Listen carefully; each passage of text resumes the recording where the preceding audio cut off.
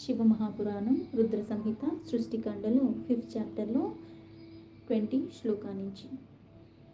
నారదుడు ఎప్పుడైతే భూమండలంలో ఉన్న ఆ శివ క్షేత్రాలన్నిటినీ గురించి దర్శించుకుంటూ అలాగే శివగమనులు తారసపడితే వాళ్ళకి శాప విమోచనాన్ని కూడా చెప్పి, అలాగే తను మోహానికి వశమైపోయి వాళ్ళని చెప్పించిన దానికి మన్నించమని కూడా వేడుకుంటాడు. దాని తర్వాత ఇక్కడ మనసులో ఉన్నది మొత్తం భారం తొలగిపోయింది. తెలిసి చేసినా తెలియకుండా చేసినా తప్పు చేసామని తెలిసినప్పుడు ఏమవుతుంది, దాన్ని సరిదిద్దుకునే ప్రయత్నం చేస్తాం. ఆ ప్రయత్నం సఫలమయ్యేదాకా మనస్సు అన్నది ఇంకొకళ్ళు వచ్చి మనకి చెప్పక్కర్లే. మనం నిజంగా మనస్సాక్షి అనేది ఉంటే ఏమవుతుంది, మన తప్పులు మనకి తెలుస్తూ ఉంటాయి. అజ్ఞానం అనేది తొలగిపోయినప్పుడు, జ్ఞాన వికసన జరిగినప్పుడు. అలాగే ఇప్పుడైతే వాళ్ళకి శాప విమోచన కూడా చెప్పేశాడు. తర్వాత ఆనందంగా మళ్ళీ అనన్యమైన భావంతో ఆ శివుణ్ణి ధ్యానిస్తూ శివతీర్థాల్లో కూడా చాలా ముఖ్యమైనదైన కాశీక్షేత్రానికి వెళ్ళాడు. అక్కడికి వెళ్ళి అక్కడ కూడా ఆయన్ని విధి విధానంగా పూజించుకుని ఆ కాశీ విశ్వనాథుని దర్శించి ఆనందంతో ఆయన గుణగానాలన్నీ కూడా కృతార్థుడైపోయాడని ప్రేమతో మళ్ళీ ఆ క్షేత్రానికి నమస్కరించుకుని ఒక్కసారి మళ్ళీ తన తండ్రి ఎక్కడున్నాడో బ్రహ్మలోకానికి అక్కడ మళ్ళీ బయలుదేరి వెళ్తాడు. బ్రహ్మలోకం జగమాత శివస్మరణ సన్మతి శివతత్వం విశేషేణ జ్ఞాతుమిచ్చు సనారద. నిరంతరము శివనామస్మరణలో చేసుకుంటూ శుద్ధి కలిగాడు. శుద్ధి కలిగిన కారణంగా బుద్ధి వికసన జరిగింది. ఆ బుద్ధి అన్నది ఇప్పుడు ఎలా ఉంటుందంటే శుద్ధమైన బుద్ధి. అందుకు దేవర్షి అయిన నారదుడు బ్రహ్మలోకానికి వెళ్ళి విశేష రూపంగా ఆ శివతత్వ జ్ఞానప్రాప్తి కోసం ఆ కోరికతో ఆ తండ్రి అయిన బ్రహ్మని భక్తిపూర్వకంగా నమస్కరించాడు. నత్వా తత్ర విధిం భక్త్యా స్తుత్వా చ వివిధిస్తవేహ పప్రచ్చ శివస్తత్వం శివ సంయుక్త మానసః. ఇలా భక్తిపూర్వకంగా బ్రహ్మకి నమస్కరించిన తర్వాత చాలా రకాల స్తోత్రాల ద్వారా స్తుతులు అన్నీ చేసిన తర్వాత శివతత్వం యొక్క విషయం గురించి అడిగాడు. ఆ సమయంలో నారదుడు హృదయమంతా కూడా ఆ పరమాత్ముడైన శంకరుడు మీదే ఉన్నది. పైగా ప్రీతిగా అవి తెలుసుకోవాలని కుతూహలంతో ఉన్నాడు. అందుకే భక్తి భావనలో పరిపూర్ణమైన పక్వస్థితికి వచ్చినట్టుగా వచ్చాడు. నారద ఉవాచ బ్రహ్మన్ బ్రహ్మస్వరూపజ్ఞ పితామహ జగత్ప్రభో త్వత్ప్రసాదాన్మయా సర్వం విష్ణుర్మోహాత్మయముత్తమం. బ్రహ్మదేవుడికి నమస్కరించి స్తుతించిన తర్వాత, ఓ పరబ్రహ్మ, పరమాత్మ స్వరూపం తెలిసిన పితామహుడివి, పైగా జగత్తుకే ప్రభువి, మీ అనుగ్రహం చేత నేను శివుడి ఎలా అయితే ఇప్పుడు భక్తిభావంతో పూజిస్తున్నాడో నాకు ఇప్పుడు విష్ణు యొక్క ఉత్తమ మాహాత్యం పూర్ణతరంగా తెలిసింది. దాని జ్ఞాన ప్రాప్తి కలిగింది. అది కూడా మీ కృప ద్వారానే. భక్తి మార్గం జ్ఞాన మార్గం తపో మార్గం సుదుస్తరం దాన మార్గం చ తీర్థాన మార్గం చ శృతవానహం. అలాగే భక్తి మార్గం. భక్తి అన్నది అంటే ఒక్కొక్క మార్గంలో ఒక్కొక్కటి ఉంటుంది. అయితే ఏ మార్గంలో వెళ్ళినా సరే, మార్గాలు ఎన్నైనా సరే ఎక్కడి నుంచి వచ్చామో అక్కడికే వెళ్ళటం. ఇప్పుడు ఇదేనా ఆధారం చేసుకుని బండి మీద వెళ్తావో, సైకిల్ మీద వెళ్తావో, లేకపోతే నడిచి వెళ్తావో, బస్సు ఎక్కుతావో, ఏది ఎక్కుతావో. అయితే వెళ్ళేది అదే అయినప్పుడు కూడా పయనం అన్నది మళ్ళీ ఎలా అయితే ఇప్పుడు నడిచి వెళ్తే కొంచెం సమయం ఎక్కువ పడుతుంది, సైకిల్ కొంచెం తొందరగా వెళ్తాం, అలాగే బైక్ అయితే ఇంకా తొందరగా వెళ్తాం. అంటే ఒక్కొక్కటి మాధ్యం మారుతూ ఉంటే ప్రయాణం అన్నది తొందరగా అయిపోతుంది. అయితే ఇక్కడ ప్రతిదానికి మూలం ఏంటి, చేసేది. నువ్వు ఏ మార్గంలో వెళ్తున్నానో వెళ్ళేవాడిలో ఎప్పుడైతే అనన్యమైన భక్తి ఉంటుందో ఆ మార్గం ఏమవుతుంది, విఘ్నాలు లేకుండా మనకది సులభతరం అయిపోతుంది పయనం అన్నది. ఎలా అయితే ఈ సంసారం అన్న భవసాగరంలో ఆ పరమాత్మ అన్న నామం నువ్వు ఎప్పుడైతే భక్తితో శ్రద్ధతో ఆధారం చేసుకుంటున్నావో ఈ భవసాగరంలో వచ్చేవన్నిటిని తట్టుకుంటూ నువ్వు చాలా సాఫీగా దీన్ని దాటగలవు. అలాగే ఇక్కడ భక్తి మార్గం, జ్ఞాన మార్గం, అలాగే అత్యంత కష్టతరమైన తపో మార్గం, అలాగే దాన మార్గం, తీర్థ మార్గం అంటే తీర్థాలకి వెళ్ళటం. అలాగే మనకి సాధారణంగా కొన్ని ఏం చెప్తారు, ఇప్పుడు నాకు కొన్ని చెయ్యాలని ఉన్నాయి, ఇప్పుడు నాకు శరీరం సహకరిస్తే నేను చేస్తాను. తీర్థాలకి వెళ్ళాలంటే శరీరం ఆ ప్రయాణానికి తట్టుకోవాలి, వెళ్ళాలి, ఇవన్నీ చేయాలి. ఇప్పుడు నాకంత శక్తి లేదు. ఇప్పుడు నా దగ్గర డబ్బు ఉంది. అప్పుడు నేనేం చేయాలి? ఎవరైతే వెళ్తున్నారో వాళ్ళకి నేను ఇచ్చినా సరే నాకు వెళ్ళినంత ఫలితం వస్తుంది చేసేదాన్ని బట్టి. అలాగే ఇక్కడ తీర్థాలకి వెళ్ళటం కూడా అది సామాన్యమైనదిగా, అంతంత దూరాలకు వెళ్ళటం, అక్కడ మళ్ళీ అన్నిటికీ తట్టుకుని ఉండటం అన్నది, అవన్నీ చేయగలగటం అన్నది కొన్ని కొన్ని శరీరాలు సహకరిస్తే, కొంతమందికి వయసు అన్నీ ఉంటేనే సహకరిస్తాయి. అందుకే కొన్ని కొన్ని ప్రదేశాలకి ఆ వయసు మించిన తర్వాత కూడా వెళ్ళటానికి కానీ అందరూ ఒప్పుకోరు. అలాగే తపో మార్గం అంటే జ్ఞానేంద్రియాలు, కర్మేంద్రియాలు, ఆహారం దగ్గర నుంచి ప్రతీదీ కూడా అన్నీ మానేసుకుని ఆ నియమాలు ఉల్లంఘించకుండా అంత అనుష్ఠానంగా చేసి చేయవలసినవి. ఇలా ఏ మార్గం అయినా సరే ఇవన్నీ మార్గాల వర్ణన నేను విన్నాను. పైగా ఒక్కొక్కటానికి ఒక్కొక్కటి. అయితే తీర్థ మార్గాలు ఇవటన్నిటి విన్నాను, కానీ ఆ శివతత్వ జ్ఞానము ఇంకా నాకు బోధపడే అంటే విష్ణు మహత్యం తెలిసింది, అది పూర్ణ జ్ఞానం నాకు లభించింది, కానీ ఆ శివతత్వం గురించి నాకు అర్థం కాలేదు. నాకు ఇంకా దాని గురించి పూర్తిగా తెలియదు. నజ్ఞాతం శివతత్వం చ పూజా విధిమతః క్రమాత్ చరిత్రం వివిధం తస్య నివేదయ మమ ప్రభో. ఆ శంభుడు యొక్క పూజా విధానం కూడా నాకు తెలియదు. అలాగే ప్రభు ఇక్కడ క్రమంగా అంటే ఈ విషయాలన్నీ నాకు ఆయన చరిత్ర గారించి అవన్నీ కూడా కృపతో నాకు వివరించి చెప్పారా. అంటే ఆయన తత్వం ఏంటో కావాలి. ఏదైతే ఇంతకు ముందు ఈ రుద్ర సంహిత మొదలైనప్పుడు ఆ ఋషిగణములందరూ కూడా ఆ సూతుల వారిని అడిగారు. అయితే ఆయన చెప్పేటప్పుడు కూడా ఇవే ప్రశ్నలు ఇంతకు ముందు బ్రహ్మని నారదుడు అడిగారు అని చెప్పారు అని చెప్పి ఆ గాథని చెప్పడం మొదలుపెట్టారు.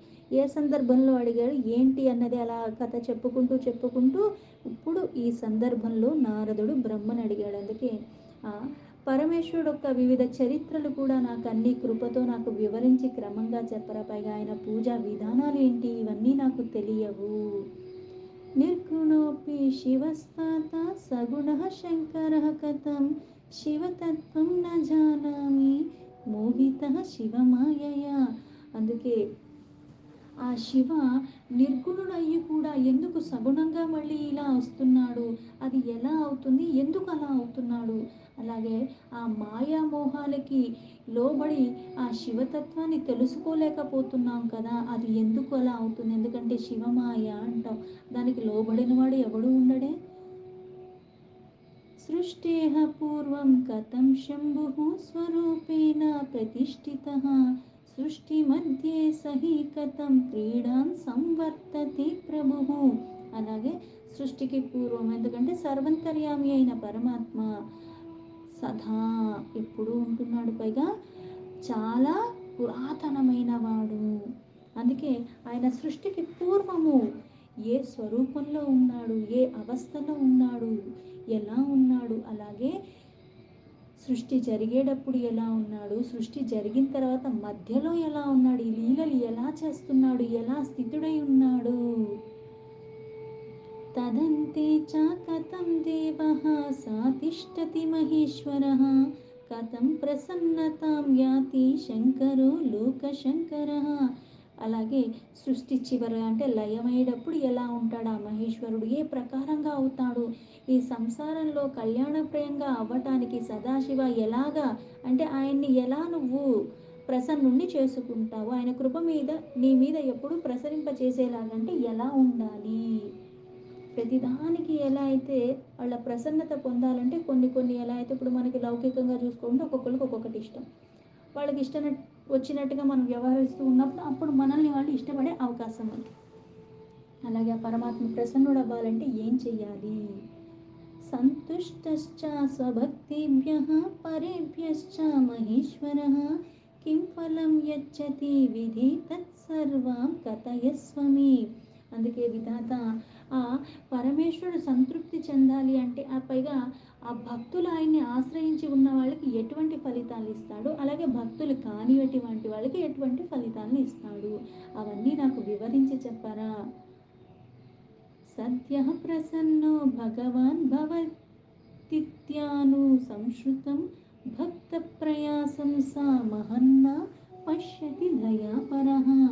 అలాగే నేను ఆ పరమాత్మ తత్కాలంగా ప్రసన్నుడైపోతా అంటే ఇలా చేస్తే అలా ప్రసన్నుడైపోతాడు. అంటే పాపరాశిగా ఉన్నవైనప్పటికి కూడా నువ్వు ఎంత దుష్టుడివైనా సరే ఆ నామాన్ని ఉచ్చరిస్తే పాపరాశి తొలగిపోతుంది. ఆ క్షేత్రంలో దర్శించుకుంటే పాపరాశి తొలగిపోతుంది. ఆ నామాన్ని భక్తితో ఉచ్చరిస్తే పాపరాశి తొలగిపోతుంది. ఆ నామాన్ని వింటే తొలగిపోతుంది. ఇన్ని చెప్పారు. వింటేనే తొలగిపోయినప్పుడు ఇంత పాపరాశిలాగా మనకి ఎందుకు ఇంకా ఇంకా వస్తున్నాయి అంటే వింటం తొలగిపోతున్నాయి కానీ మళ్ళీ చెయ్యకుండా ఉండకుండా నివారించుకోలేని స్థితికి వెళ్ళిపోతున్నాము. పాదాలు కడుక్కోవటం మళ్ళీ బురదలోకి వెళ్ళటంలానే మన జీవితం ఈ జీవితం కాదు ఎన్నో జన్మల నుంచి అలాగే కొనసాగుతున్న కారణంగానే జ్ఞానం వస్తుంది శూన్యమైపోతుంది అన్నట్టుగా అన్నీ ఉన్నా వినియోగించుకోవటం చేత కానట్టుగా మానవ జన్మ లభించినా సరే దాన్ని మళ్ళీ దుర్వినియోగం చేసుకుంటూ మళ్ళీ దుర్గతి పాలయ్యేలాగా మన కర్మలు కానీ మన ఆలోచనలు కానీ మన భావనలు ఇవన్నీ కూడా ఒకటికొకటి ముడిపడి మళ్ళీ ఆ అజ్ఞానం అన్న కూపంలోనే ఉండిపోతున్నాము. అందుకే ఇక్కడ ఆ పరమాత్మ పరమ దయాలు కదా తత్కాలం అంటే నువ్వు అసలు భక్తవాత్సలుడు బోలాశంకరుడు అని ఎందుకంటారు? ఒక్కసారి ఉచ్చరిస్తే ప్రసన్నుడైపోతాడు. ఒక్కసారి అడిగితే ఇచ్చేస్తాడు. ఎటువంటి వాడికైనా భక్తి ప్రపత్తులతో ఆయన్ని పూజించుకుంటే నువ్వు ఇంత దుష్టుడివి కదా నీకు ఇవ్వను అని ఏం చెప్పట్లేదు. ఆ వెంటనే నీకు ఫలితాన్ని ఇచ్చేస్తున్నాడు. అంత దయామయుడైన భక్తి.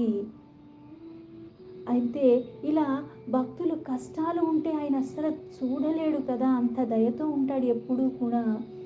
బ్రహ్మ విష్ణుర్మహేశ్శ్చ త్రయో దేవాః శివ అంశశ్చాః మహేశస్తత్ర పూర్ణాంశః స్వయమేవ శివః పరః. అలాగే బ్రహ్మ విష్ణు మహేశ్వర ఈ మూడు కూడా పరమేశ్వరుడు అంటే పరమాత్మ యొక్క అంశలే. అయితే తన పూర్ణ అంశం మాత్రం స్వయంగా పరుగా ఉన్న ఆ పరమాత్మ ఒక్కడే పరమేశ్వర అంటాం. అందుకే మూడు తానే అయినప్పుడు కూడా మళ్ళీ అన్నిటికీ పరంగా ఉన్నాడు. సర్వవ్యాపి అయిన పరమాత్మ అంతర్యామిగా సర్వంలో ఉన్నప్పుడు జరాచర జీవరాశులు అన్నిటిలోనూ ఉన్నాడు కాబట్టి అవి ఉన్నాయి సృష్టిలో భాగంగా. ఆ శరీరాన్ని ఎప్పుడైతే అది వదిలేస్తుందో చైతన్యము ఏమవుతుంది జడమైపోతున్నాము. అలాగే సృష్టికర్త రూపంలో బ్రహ్మ రూపంలో ఉన్నది తానే, పోషణకర్త రూపంలో విష్ణు రూపంలో ఉన్నది తానే, లయకర్త రూపంలో ఆ మహేశ్వరుడుగా ఉన్నది తానే. అలాగే అన్నిటికీ పరంగా ఉన్నాడు పరమాత్మ. ఎలా అయితే అవ్యక్తంగా ఉన్నాడు అక్కడ పూర్ణంగా ఉన్నాడు స్వయంగా తానే. తస్యావిర్భావమాఖ్యాయహి చరితాని విశేషతః ఉమావిర్భావమాఖ్యాహి తద్వివాహం తథా విభు. అలాగే ఆ మహేశ్వరుడైన శివుడు యొక్క ఆవిర్భావన దగ్గర నుంచి ఆయన చరిత్రలో ఉన్న విశేషాలు ఉన్నవన్నీ నాకు తెలుసుకోవాలన్నది దయతో నాకు అవన్నీ చెప్పరా. అంతేకాకుండా ఉమా ఎలా ఆవిర్భవించింది పార్వతీదేవి ఆవిర్భావం దగ్గర నుంచి వాళ్ళ వివాహం ఇవన్నీ కూడా చర్చ ఎలా జరిగింది అసలు వివాహం ఎలా జరిగింది అవన్నీ కూడా నాకు తెలుసుకోవాలని ఉన్నది. తత్గ్రాహస్థ్యం విశేషైన తథా లీలాః పరా అపి ఏతత్ సర్వం తథాన్యశ్చ కథనీయం త్వయా నఘ. అలాగే ఆ వివాహం జరిగిన తర్వాత ఎలా అయితే మనకి బ్రహ్మచర్యలో విద్యను అభ్యసించేది, తర్వాత గృహస్థ అంటే వివాహము, దాని తర్వాత మళ్ళీ ఎలా అయితే ఒక్కొక్క దాని నుంచి ఇంకొక దానికి మారుతుంటే ఒక వ్యవస్థ నుంచి ఇంకో దానికి వెళ్ళాడో ప్రతిదానికి కొన్ని నియమాలు ఉంటాయి. బ్రహ్మచర్యలో విద్యని అభ్యసించేటప్పుడు ఒకలాగా ఉంటాయి, గృహస్థులో ఉన్నామంటే కొన్ని రకాల బంధనాలు ఉండుంటాయి. అందుకే ఇక్కడ గృహస్థాశ్రమంలో అసలు అక్కడ ఉన్నవి విశిష్టమైన లీలలు వర్ణన ఎలా చేశాడో అవన్నీ తెలుసుకోవాలని ఉన్నది. అలాగే నిష్పాప అంటే పాపరహితంగా ఉన్న ఓ బ్రహ్మ అవన్నీ కథలు మీ ద్వారా అంటే నాకు నిజంగా నేను తెలుసుకోదగినవి నేను వినదగినవి అనుకుంటే నాకు అవన్నీ వర్ణించి చెప్పారా. తదుత్పత్తిం వివాహం చ శివాయాస్యతు విశేషతః ప్రభూహి మే ప్రజానాథ గుహజన్మ తథైవ చ. అందుకే ఓ ప్రజానాథ శివ ఇంకా పార్వతీదేవి అంటే వాళ్ళిద్దరు ఒక ఆవిర్భావం దగ్గర నుంచి వాళ్ళ వివాహం దగ్గర నుంచి ఆ ప్రసంగ విశేషాలన్నీ కూడా ఆ కథలు అలాగే మళ్ళీ కార్తికేయ అంటే వాళ్ళ బిడ్డ అయిన కార్తికేయ జన్మ దగ్గర దాకా అవన్నీ నాకు అన్నీ వినాలని ఉన్నది. బహుభ్యశ్చ శృతం పూర్వ నా తప్తోస్మి జగత్ప్రభో అతస్త్వాం శరణం ప్రాప్తః కృపాం కురు మమోపరి. అలాగే ఓ జగత్ప్రభు, ముందుగా అంటే ఇక్కడ ఏదైతే అందరికీ వినాలన్న కుతూహలం ఉంటుందో, ఏది విన్నా ఇంకా తృప్తి చెందకుండా ఇంకా తెలుసుకోవాలని ఏదైతే ఇంకా పెరిగిపోతూ ఉంటుందో ఉత్సాహత, అందుకే నేను మిమ్మల్ని శరణు వేడుకున్నాను. అందుకే నా మీద కృపతో, ఇవి మీరే చెప్పాలంటే ఎవరు పడితే వాళ్ళు చెప్పేవి కాదు, ఎవరికి పడితే ఇవి తెలిసింది కాదు. అందుకే ఇట్లాంటి విషయాలన్నీ కూడా నాకు తృప్తి కలిగేదాకా, అంటే నేను వద్దనేదాకా చెప్పండి, ఎందుకంటే అవి ఎన్నో ఉన్నాయి. इति श्रुत्वा वचस्तस्य नारदस्य गजस्य हि उवाच वचनं तत्र బ్రహ్మ లోక పితామహః. అందుకే ఇక్కడ నారదుడు ఆయన్ని శరణు వేడుకుని, నాకు తృప్తి కలిగేదాకా అవన్నీ చెప్పండి, అందుకే మిమ్మల్ని శరణు వేడుకుంటున్నాను, నా మీద దయతో నాకు అవన్నీ వివరించి చెప్పరా. కుమారుడైన నారదుడు ఎప్పుడైతే ఇంతలాగా భక్తి భావనతో అడిగాడు, అప్పుడు తపస్సు చేసిన తర్వాత ఎప్పుడైతే పరమేశ్వరుడి దగ్గరికి వెళ్ళి నేను మన్మధుడినే జయించానని చెప్పాడు, మళ్ళీ తర్వాత బ్రహ్మలోకానికి వచ్చినప్పుడు బ్రహ్మ మళ్ళీ చెప్పాడు ఇంకెక్కడా చెప్పకు అని. అయినప్పటికీ కూడా ఆ సమయంలో హితబోధ చెయ్యాల. ఇప్పుడు నాకు ఎన్ని తెలిసి ఉన్నా సరే ఆ సమయం సందర్భం రాకుండా, నాకు అన్నీ తెలుసు కదా, నేను ఎవరికి పడితే వాళ్ళకి ఎక్కడ పడితే అక్కడ అన్నది ఎప్పుడూ చెప్పకూడదు. వాళ్ళకి ఆ పాత్రత కలిగినప్పుడు చెప్పితే, దాని మీద భక్తి ఉన్నప్పుడు నువ్వు చెప్తే వాళ్ళ మనస్సులో నాటుకుంటుంది, లేకపోతే ఇద్దరిది సమయం వృధా. దీంతో శివమహాపురాణంలో రుద్ర సంహితలో సృష్టికాండలో 5th చాప్టర్ సంపూర్ణం.